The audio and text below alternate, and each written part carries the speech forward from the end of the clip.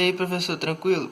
Então, vou começar falando um pouquinho sobre como eu fiz o círculo trigonométrico.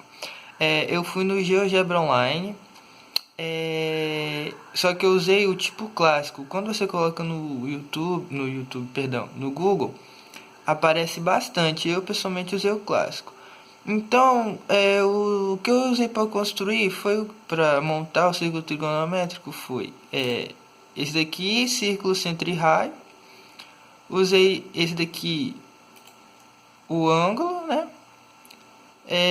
Usei a reta perpendicular para fazer essa reta aqui, para mostrar a tangente, que eu vou mostrar depois. O segmento de reta e usei o ponto. Basicamente eu usei isso, né? O círculo, a reta. Eu fiz com segmento. Isso daqui eu usei a reta perpendicular para fazer essa reta aqui, que a gente utiliza para descobrir a tangente, o ângulo, né? E a única coisa assim que eu não usei, que estava aqui nos comandos, foi que eu usei, tive que escrever, né? Que foi para fazer esse ponto D e esse ponto aqui, ó, perpendicular ao ponto B, porque para ficar certinho, né? E para quando eu movesse, ele acompanhasse, entendeu? Aí eu tive que escrever aqui, mas eu fiz isso usando a dica que o senhor deu, né? De ir no YouTube e ver uma videoaulazinha mostrando como é que faz. Os eixos aqui de trás, eu tentei tirar para não deixar tão poluído assim a imagem. Então, vamos começar mostrando, né, o seno, cosseno e a tangente no círculo trigonométrico. Primeiramente, o círculo trigonométrico ele é um círculo de raio unitário, de uma unidade, né? Então, a gente movendo, imaginamos que o raio dele está aqui, certo? A gente movendo, a gente cria um ângulo e tem um arco, e a gente sabe que esse ângulo central aqui é do tamanho desse arco, certo? Então, como a gente descobre o seno, cosseno e a tangente nisso? Basicamente, a gente usa isso nos triângulos, certo? Então, o que a gente faz? A gente tenta colocar alguma coisa que a gente sabe nesse círculo trigonométrico. Então, a gente coloca um triângulo. Primeiramente, a gente fez essa linha pontilhada aqui, ó, para fazer um triângulo. O triângulo A, B e D. Você está conseguindo enxergar aqui, ó. Aqui, ó, triângulo D. Certo? Então, para a gente descobrir o cosseno e o seno desse triângulo, o que a gente sabe? Que o seno é o cateto oposto pela hipotenusa e o que o cosseno é o cateto adjacente dividido pela hipotenusa também, certo? Então, a gente tem o cateto oposto dividido pela hipotenusa e temos o cateto adjacente dividido pela hipotenusa, certo? Analisando somente esse triângulo aqui, ó, A, B e D, a gente pode perceber o seguinte, que o cateto oposto, certo? Ele é o eixo Y. E o adjacente, ele está no eixo das abscissas, certo? Então, analisando esse triângulo aqui, eu fiz um esboço para tentar explicar melhor. É o seguinte, a gente tem a hipotenusa, que é a reta AB aqui. A gente tem o cateto oposto, que é o BD, e a gente tem o cateto adjacente, que é o AD. Aí, como a gente sabe que o seno é o cateto oposto pela hipotenusa, a gente tem o cateto oposto aqui, e a hipotenusa a gente sabe o valor. O valor da hipotenusa é 1, porque, como eu disse, o círculo trigonométrico é unitário. Então, a gente colocando isso na fórmula, a gente descobre que o seno de alfa, que foi o nome do ângulo que eu dei aqui, ó, a gente sabe que isso é o Y, é o eixo das ordenadas. E também analisando o cosseno, a gente sabe que o quê? Que é a mesma coisa. Só que a diferença vai ser o quê? Que o cosseno vai ser AD, que pertence ao eixo das abscissas. Então, o que a gente pode concluir é o seguinte, que no círculo trigonométrico, o cosseno, o seno, eles vão ser dados, o seno vai ser dado pelo eixo das ordenadas, e o cosseno vai se dar pelo eixo das abscissas, não importa onde você coloque. você pode mudar e tal, mas mesmo assim o seno vai se dar pelo eixo x, o eixo das abscissas. Não, perdão, o seno vai ser dado pelo eixo das ordenadas, o eixo y, e o cosseno vai ser dado pelo eixo das abscissas, que é o eixo x. Como isso daqui é o cartógrafo, perdão, o eixo cartográfico, a gente sabe que aqui é positivo e aqui já assume o valor negativo, certo? E isso vai influenciar no valor do seno, porque a gente sabe que o quadrante ele anda no sentido anti-horário, então aqui é o primeiro, o segundo, o terceiro e o quarto. À medida que a gente anda com um ponto, a gente coloca um ponto em determinado determinado círculo aqui, a gente sabe que o cosseno pode se tornar positivo, negativo, e isso vale também para o seno. Então, eu fiz aqui outro esboço para tentar explicar, e aqui a gente tem cada quadrante, certo? O primeiro, segundo, terceiro e quarto, e aqui tem os valores que o seno e o cosseno assumem. Por quê? Aqui o x é positivo, o y é negativo, certo? Então o seno e o cosseno aqui vão ser positivos. Já aqui, o x ele assume os valores negativos. O eixo das abscissas, ele não diz quem é o cosseno. Se é negativo, então o cosseno também vai ser negativo. E os eixos das ordenadas continuam positivo, que dá o valor do seno, então continua positivo. E assim por diante, ó. Negativo, negativo, o seno vai ser, entendeu? Aqui esboça um pouquinho. Outra coisa também que interessante é que se a gente tem esse ponto aqui, ele tem o x e o y.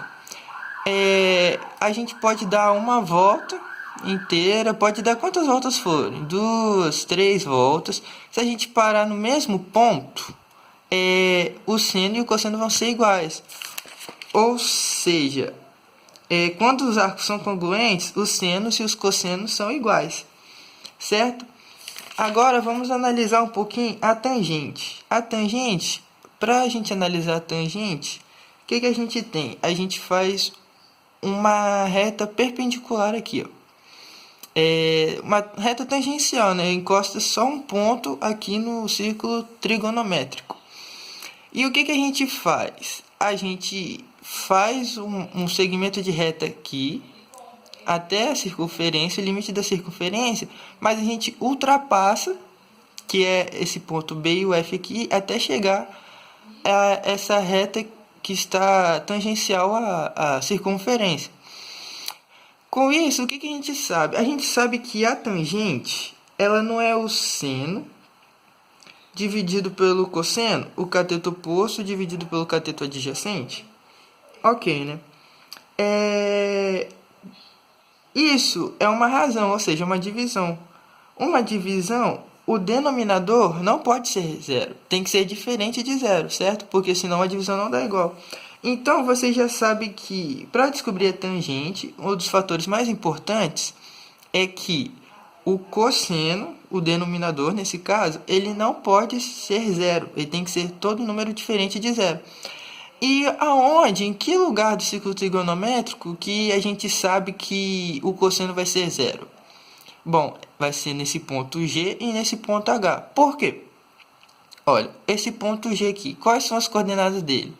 A gente sabe que o y vale 1 e o x vale 0. O x não dá o valor do cosseno, ou seja, o cosseno aqui vai ser 0 e o seno aqui vai ser 1. No H, a mesma coisa. A gente sabe que o x dá o valor do cosseno e o y dá o valor do seno. O y aqui é menos 1 nesse ponto H. E o x nesse ponto aqui é 0. Ou seja, nesses dois pontos aqui, não é possível a gente descobrir a tangente. Porque o cosseno, ele é 0. Então, voltando aqui para o raciocínio, a gente, como eu disse, a gente faz essa reta aqui, normal, que a gente usou para descobrir o seno e o cosseno.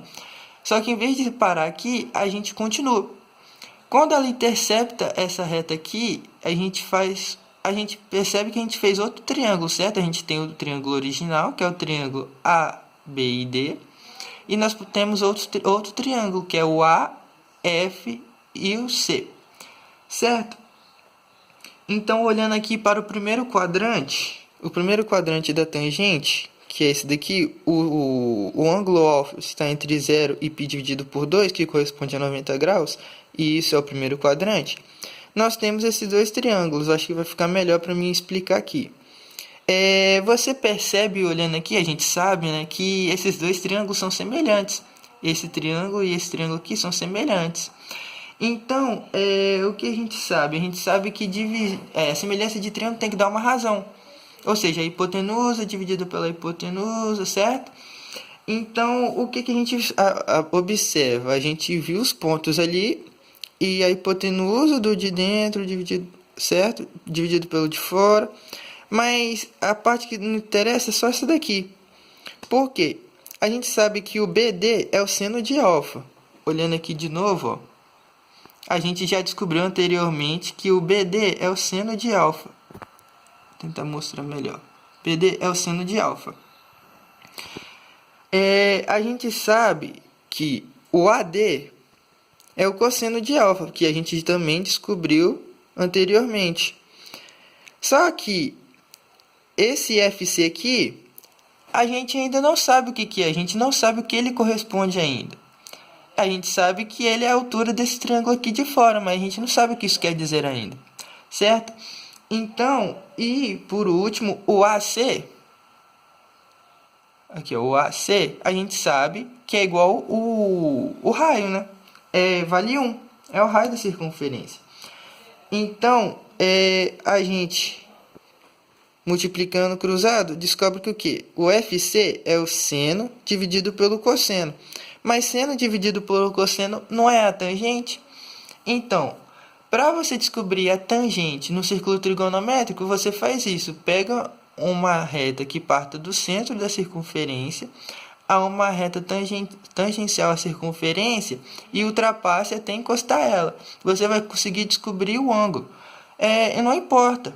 Ó, você pode estar no primeiro quadrante, no segundo quadrante, no terceiro quadrante e no quarto quadrante, que a regra vai ser a mesma. Percebendo uma coisa, no primeiro quadrante, o tangente vai ser positiva. No segundo, vai ser negativa, certo? Porque você percebe que a altura do triângulo que a gente vai descobrir vai estar abaixo do eixo Y. Ou seja, valores negativos. No terceiro quadrante, você já percebe que volta a ser positiva. E no quarto quadrante, negativa novamente. Então a tangente é positiva, negativa, positiva, negativa. E basicamente é isso. Para você descobrir a tangente, você pega uma reta partindo do centro do círculo trigonométrico, que tenha uma reta tangencial, ou seja, que encoste em um único ponto do círculo, e faça com que essa reta partindo do centro da circunferência encoste nessa reta tangencial. Assim você vai conseguir descobrir o seno, o cosseno e a tangente. Valeu, professor. Obrigadão. Um abraço.